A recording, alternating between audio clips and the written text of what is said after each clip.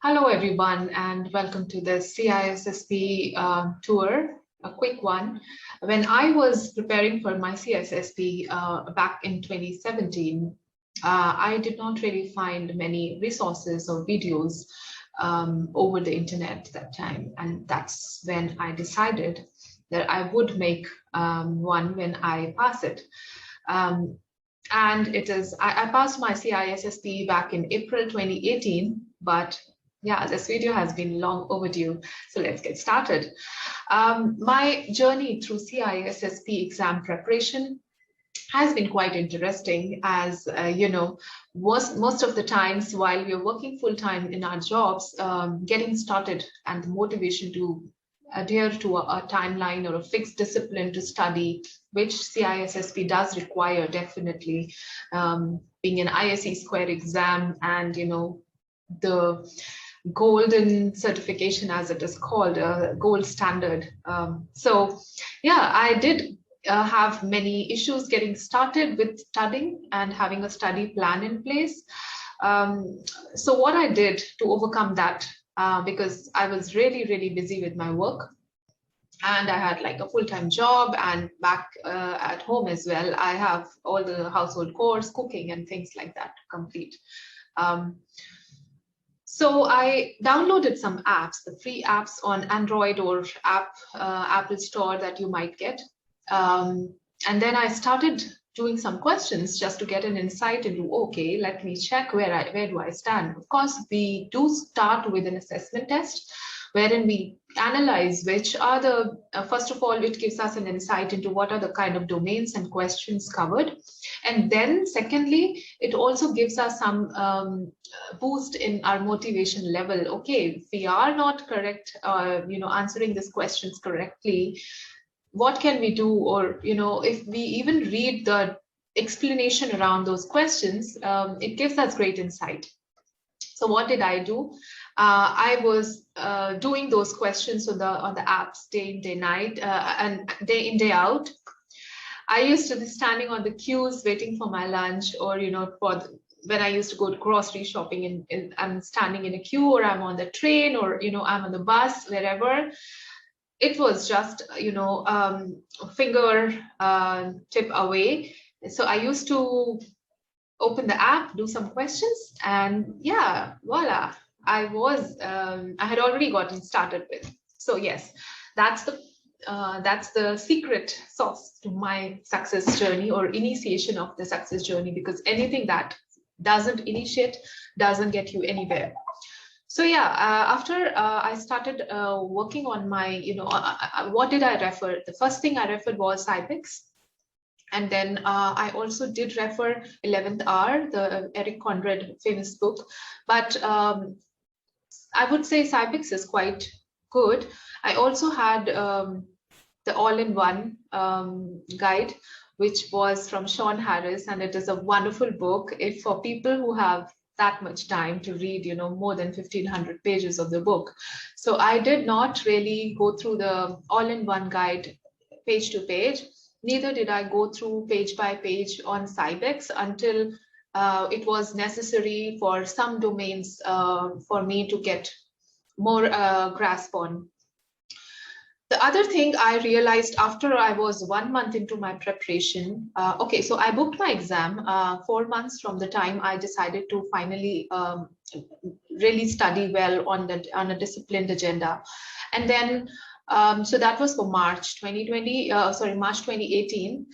And I was reading and making notes. So making notes is another very good way to get started. So when you are not feeling like reading, you can, you know, just start writing. So that's what I used to do. And those notes were tremendously helpful to me just 1 week before the exam, when I could actually pick up only that notebook and read through whatever was captured by myself as, you know, as important points to be considered for the exam, and things which were difficult for me at that moment of time when I was reading the book, and I needed to revise. So everyone would have their own set of notes. based on their own understanding, their own work experience, because CISSP does require 5 years of information security experience. And I had in at least 2 domains out of the 8 that are covered. So I had experience within identity and access management, which also included privileged access management. And I had experience within the risk and governance domain. And as well, bit of, of course, I did have experience in business continuity and disaster recovery planning. I did have experience with some part of the security architecture and application development security as well. So what I really would suggest is find a way that gets you started, whether it is writing down notes, and that you can really do just, switching on even a video that is giving you even 2 questions to work on. And for that, I would suggest, highly recommend IT Dojo. You go to your YouTube and search IT Dojo, and he is a really enthusiastic guy who would, gear you up with 2 questions a day. And those 2 questions are really, I don't know if I have to, analyze the quality of questions, but the quality of answers, oh, it is absolutely wonderful, because IT Dojo goes in the depth of finding out the reason of why the other choices are not the right answer. And that's the exact same thing that sets you for success for CISSP or any ISSP exam for that instance. So do that. I used to just, do my yoga and switch on the video and listen to IT Dojo 2 questions a day.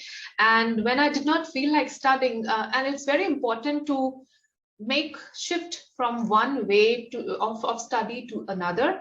If you're just reading a book, it might not take you so far. I mean, I don't know many people who are so dedicated to reading books that, they would just continue to read 1,000 pages at a go. For me, it always works to have different ways of studying. So I would do a few pages of reading, and then I would make some notes. And then I would do some questions, and then I would read some or listen to some video, or watch some video that is giving some piece of information. Also, my personal way of studying is that I do not stick to just one domain and be with it day in, day out. I prefer to, a variety. So for me, I would just, for instance, I would study some of those Bell LaPadula and other models in security architecture.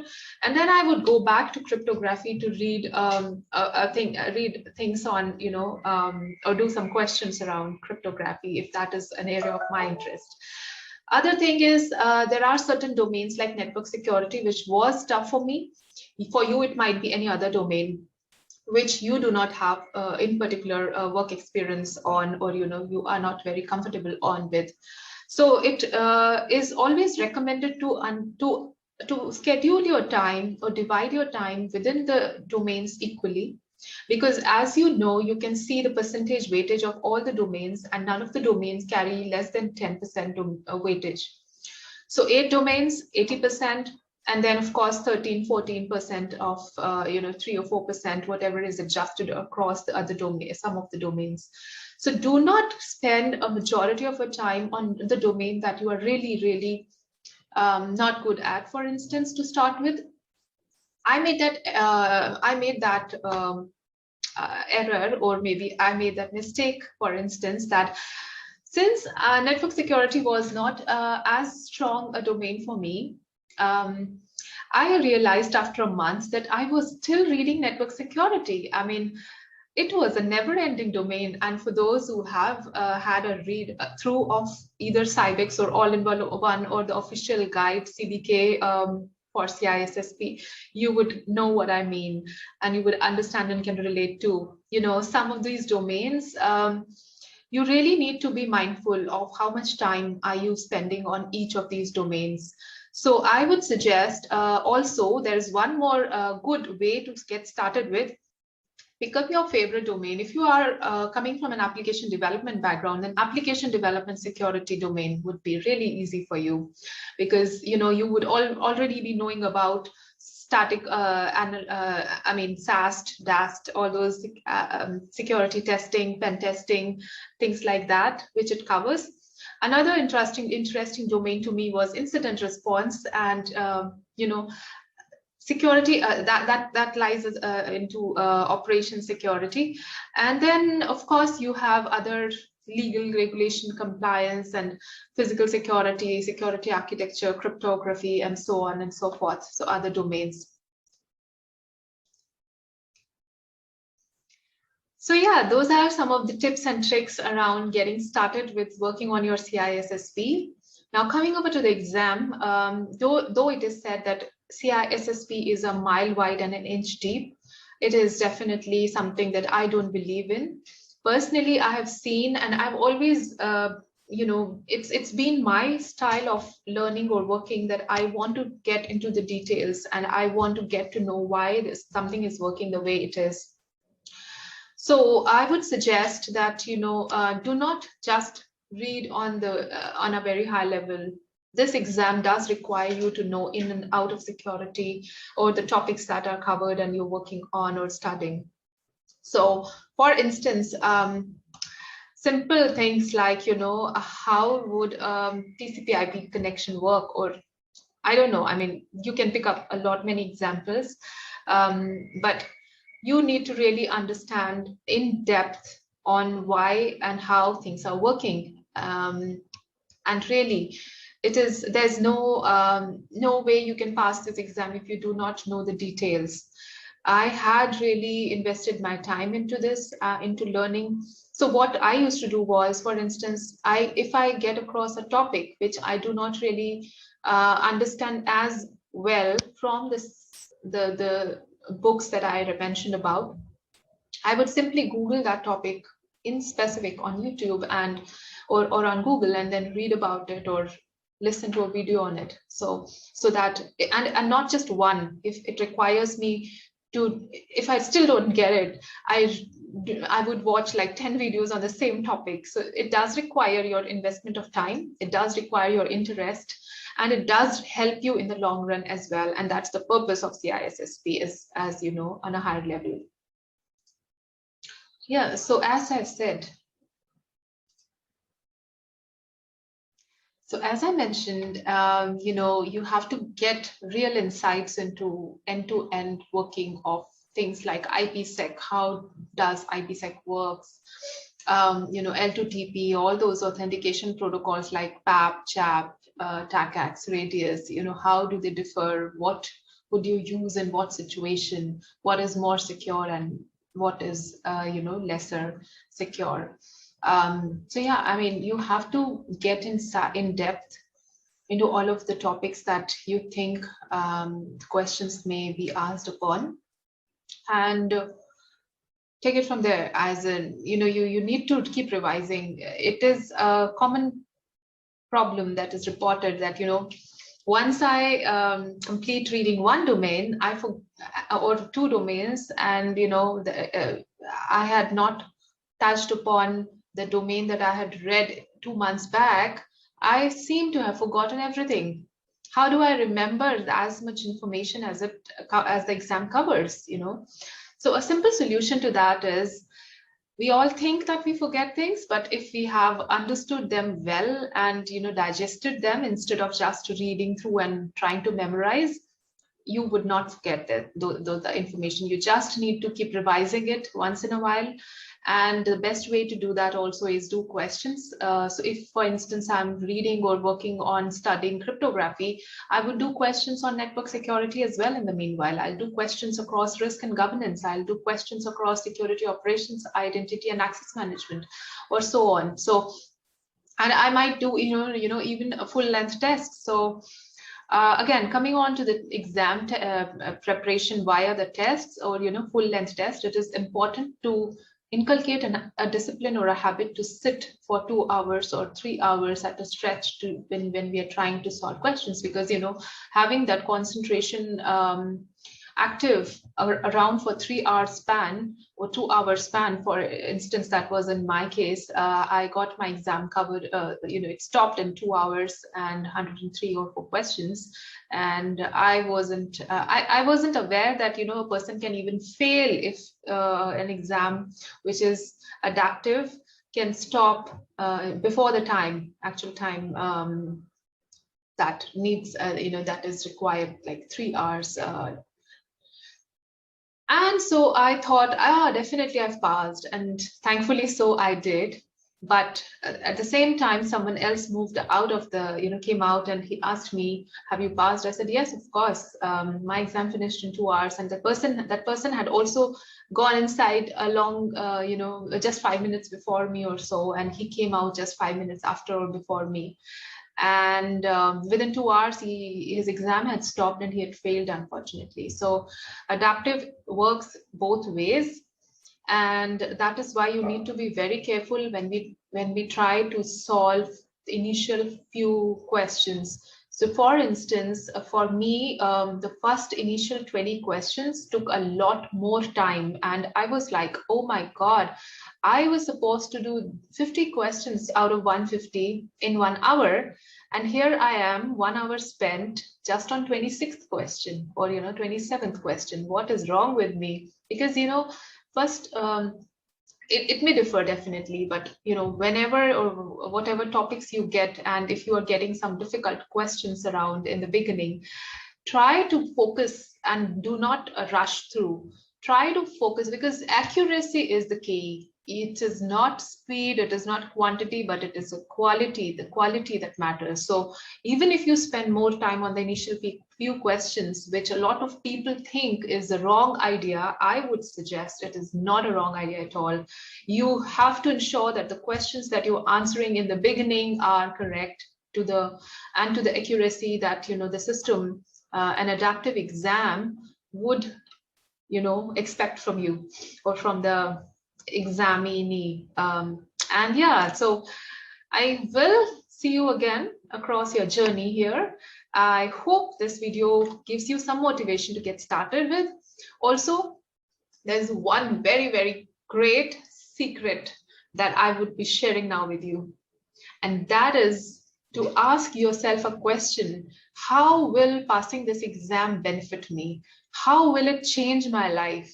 You have to visualize positive things. You have to be like enthusiastic about your journey, and you have to, because this exam can just be, reading through the books can be very dry at times. And, sometimes the topics can be really overwhelming to people who have not worked across within the security domain for maybe 15 years or 10 years or so. And so you need to have certain, the discipline is something that should come from an obvious, or, it shouldn't be forced. Anything that you force, be it an exercise, whether you're just going to, you hire a trainer, you go for an exercise regime, and you're not interested in it, you're not enjoying it, and you're just taking it as, oh my God, I have to exercise today, or maybe I have to do these things to lose weight, or some other reason that's driving you there, instead of having that enthusiasm on, yay, I get a chance to work towards fitness, to be overall healthy, having a healthy mindset, because a healthy mind resides in a healthy body. A healthy body will give me more energy to work, to get things done faster, or a lot of reasons that you can look for, and be enthusiastic about a diet plan and a training regime, an exercise, or a discipline on sleeping and waking up at some appointed times. So yeah, it is all about lifestyle. You have to, and mindset. Your mindset has to be really positive, and you have to be very, very enthusiastic about this exam, and keep reminding yourself, I would clear it. There is nothing that can stop me from passing this exam, because I will go well prepared. And the other thing is, never self-doubt yourself. Okay, I will give you one cool example. So for okay, let's cover this topic first. So for me, what was driving me to take this certification? I wanted to change my job, and whenever I looked at a job description, I used to find CISSP as a mandatory criteria at many of those, at many times. And I was like, oh my God, unless I have a CISSP, I can't even apply to this job. And that really drove me. And I was in a contract role, and I really wanted to get out of there to explore. Not that I was not doing well or I wasn't being appreciated enough, but yeah, I was feeling that there is a difference that this company has in the mindset, when it treats employees who are working full time and those who are on contract. So that really used to, put me off guard. I was like, oh no, I am not worth this. I'm worth much, much better and much more than what I am now doing now, and where I am I placed now. So you have to find your own reason. You have to find your own calling, and you have to list it down. You have to write it down, and read it or revise it or refresh your memory with it every other day whenever you're feeling down or not so much enthusiastic about this exam, or whenever you are like thinking about, oh, should I take a back seat, or should I give this exam next year, or whatever. So you would need discipline. You would need to have a trade in for a lot of things. You wouldn't be watching movies or your favorite series for months or weeks, and that is absolutely okay, because you have to look at the returns. You have to, we call it as um,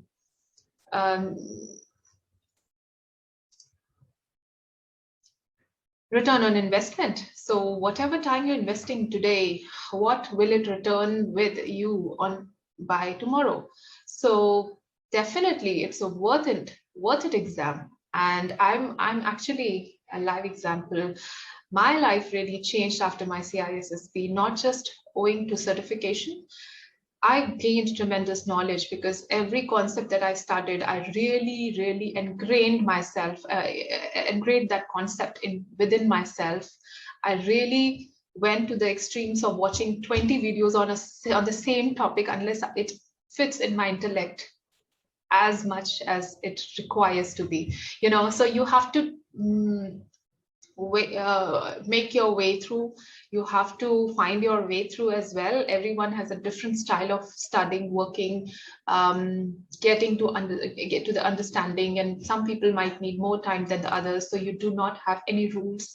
But yes, I would suggest to not really delay it by more than 6 months, because then definitely your previously read domains are not as fresh or in the memory as new as you had read them, if at all it is more than 4 to 6 months before. And then you'll have to spend again that extra effort to redo or reread or re-study things, which I don't think is worth it. So yeah, whenever you, and okay, one more thing. So there are a lot of things coming out now, which I had not thought of earlier. Unless you're prepared, do not go for the exam. For me, I had booked my exam for March, and I had decided to take the exam in November. When I decided it was November, I thought 4 months is more than sufficient. I'll have December holidays and things like that, and I'll just give the exam in January. But my work schedule was so super busy all across these months that I really couldn't even read one single book, end to end. So that's when I decided I'm not prepared. I haven't done enough practice questions as well. It's okay to spend the reschedule fee than to just lose out on everything that I've bought this exam for. So for me, my company was not sponsoring my certification. I had to pass it anyways. I couldn't have afforded to take or pay the price again. Maybe we have to many times. Many people I've seen or know are kind of so dedicated, and they still unfortunately fail at the first instance or even the second instance, and they have to retake the exam 2 or 3 times or more. But that's okay, completely fine, as long as you understand what went wrong. As long as you know your improvement areas and are ready to put in that extra effort and go to that extra mile, this certification is worth everything. But yes, I had to reschedule my exam by 1 month. And why 1 month? Because after April 2018, there was, or maybe I think mid-April 2018, there was a change in the revision in the syllabus of CISSP. And I did not want to just, buy new books and read through an additional set of material and things and the additional topics and review that had gone across with the exam. And there is, of course, whenever a new topic is added or any new topics are updated, there is also some uncertainty around the questions that might how those would differ, you know. So I just wanted to take the exam for the syllabus change on the same syllabus that I had started with. And so yes, I did reschedule my exam by 1 month, and then I took it. So thank you so much for watching, and I wish you all the best. I will try to create more videos on the content, definitely on you know, some of the topics that I really think are more important. So stay tuned and all the best. Bye-bye.